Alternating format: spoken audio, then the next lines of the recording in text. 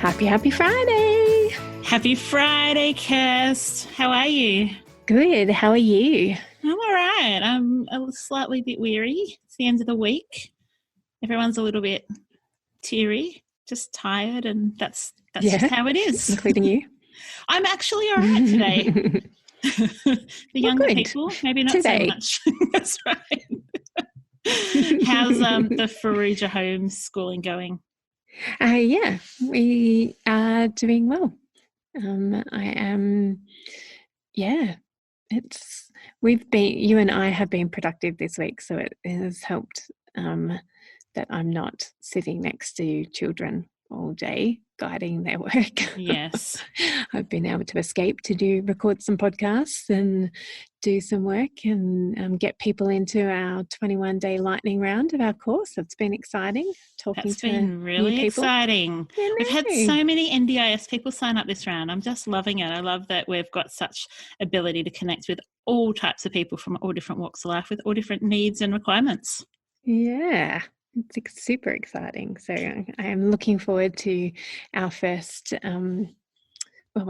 life coaching call this afternoon. It will be fun.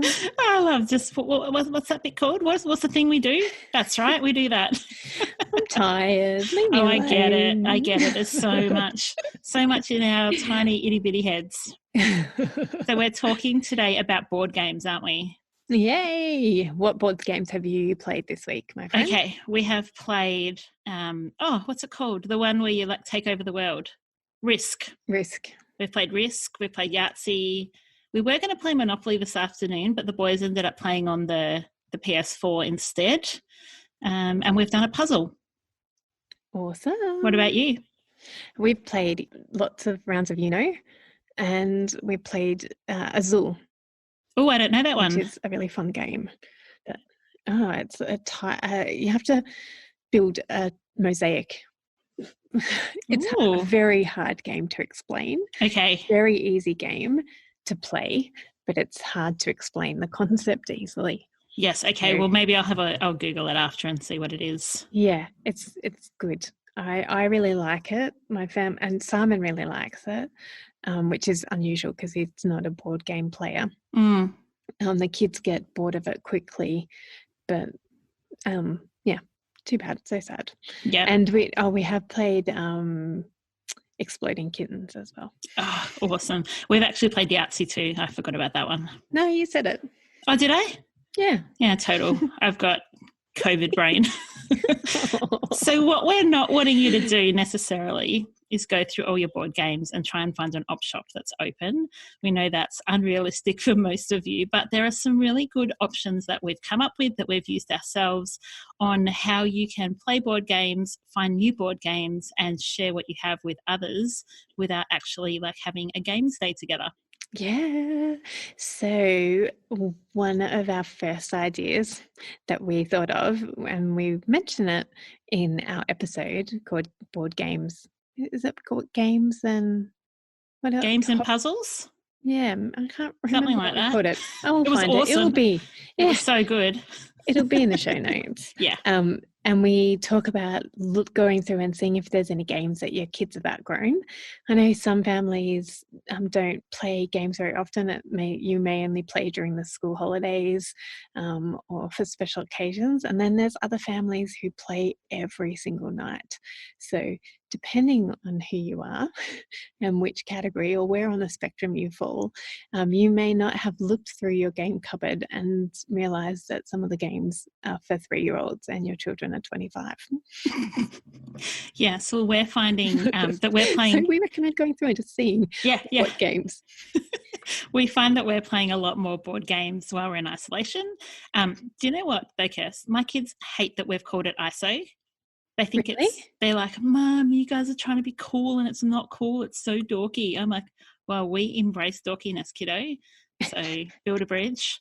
The games that we are playing, we're not getting sick of, but there are some games that we've intentionally overlooked that are in our games cupboard. So we thought what you could do is if you have a game that you're just not really wanting to play at the moment, get on Facebook or get on WhatsApp or however you connect with people and see if anyone wants to borrow it. Now, you obviously can't go and have a coffee with your friend when you drop it off, But what could we do, Kirst, instead? You could take it and leave it at the door and message your friend and say, hey, I've left a couple of board games at your door, and then said friend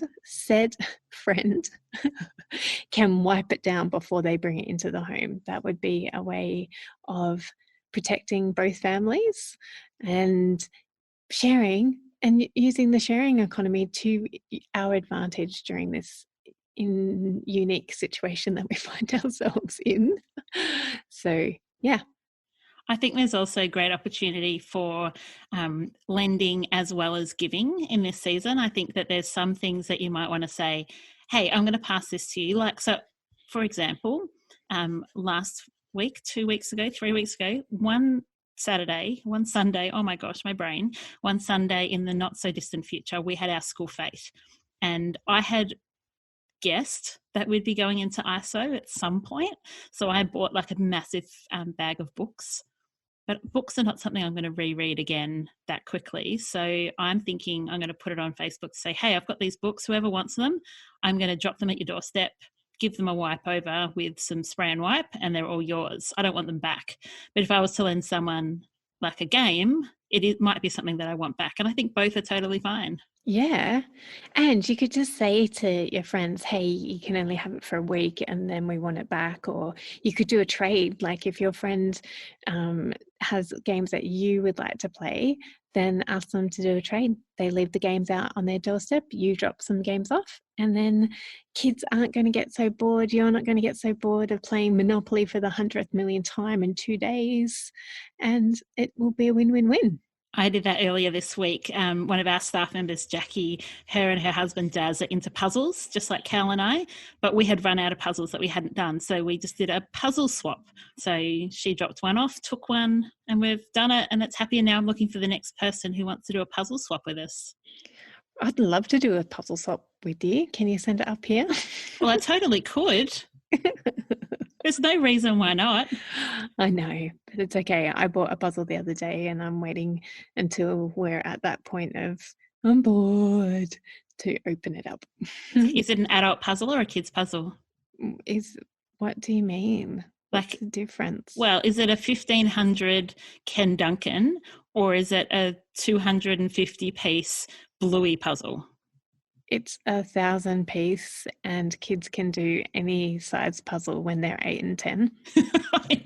I'm aware, but it's not a kid's puzzle that you're going to push yourself through. No. Yes, no. awesome. No.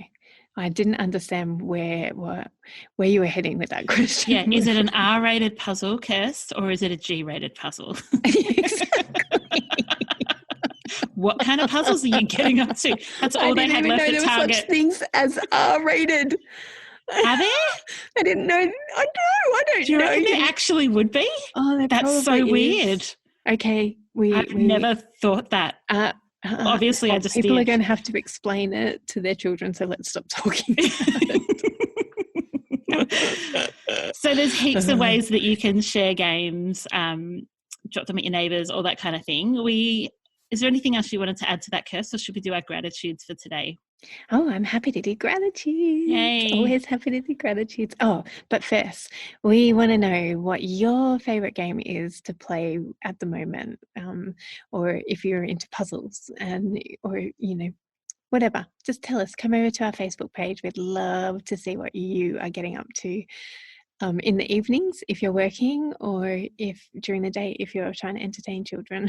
Yeah, we'd love a good game. I'm going to go first, Kirst, on the gratitude because I've already pre-thought it because we did gratitudes last night over dinner and I already have one in plan. And that is that I've just been really grateful for the amazing weather in Melbourne. We've been able to open up every door and window. I took my indoor plants outside today just to get them a bit of vitamin D and whatever else it is that plants need from the sun. And it was just nice. We all got to just have time outside and enjoy the sun. And it was lovely. Oh, awesome. I am so grateful at the moment for Simon, who loves cooking. And he is loving having the space and time. Instead of commuting home for an hour and a half, he gets to commute 10 steps to the kitchen and start cooking our meals. And it has been luxurious to have such yummy food cooked for us. So I am very thankful to Simon. Oh, that's so good. Best lasagna. And what he cooked the other night, he cooked roasted pumpkin with ricotta, these ricotta little tarts. And what? Yeah, and like the roast pumpkin, he did like a burnt butter and sage sauce for it.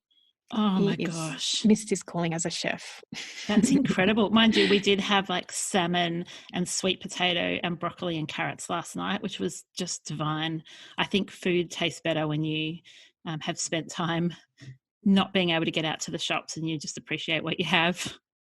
Yes, and when I always appreciate food when somebody else has cooked it. Amen to that.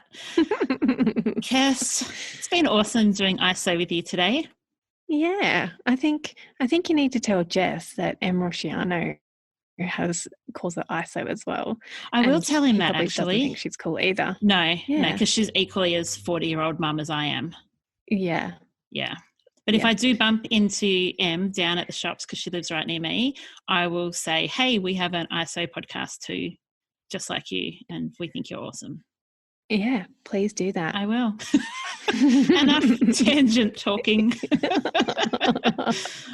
Don't forget to rate and review our podcast. This is a great opportunity to do that, and we'll be back in your ears tomorrow. See, no, we won't. We'll be back on your ears on Tuesday. What? Tomorrow's Saturday. Yeah. Are we doing on the weekends as well, are we? Oh, I had assumed so. We said it was daily. I'd assumed weekends as well. Yeah. Okay, we'll be back in your ears tomorrow. Kirst, you're hilarious. I know. I don't know what I was thinking. Even in our schedule, we've done Saturdays and Sundays. I know. You know what? Do you know why? I have been staying up really late watching, binging on Netflix. Yes. I could have picked you were doing that. Because I can. Because I know that I don't have to be full capacity. Yeah. And sometimes escapism's good. Yeah. The problem is that everybody suffers. You suffer. Emily suffers. Simon suffers. All of us suffers. Like last night, we were playing Uno and I was just over it. I was like, no, I can't. I'm sorry, guys. I'm leaving. I can't do this anymore. So what we should do an episode on sleep and remind you to go get some. Yes, and don't just send me a text message at 9 o'clock, Amy, when you're going to bed and say, Kirsty, go to bed. It was 8 o'clock last night, so I'm a massive stayer up later at the moment. I know. I love it. All right, let's go. Let's let people enjoy their days, and we will see you tomorrow. Or we'll be in your ears tomorrow. Yay. See ya. Bye. Thanks for joining us. If you've learnt something awesome today, we'd love you to leave us a review on iTunes or Facebook so others can find our podcast too. Don't forget you can see the show notes in your podcast app or over at our website artofdecluttering.com.au. So if there's anything you want more info on, check it out there. If you'd like to join our supporter community, you can do so over at patreon.com/theartofdecluttering. We hope you have a great rest of your day and enjoy the freedom.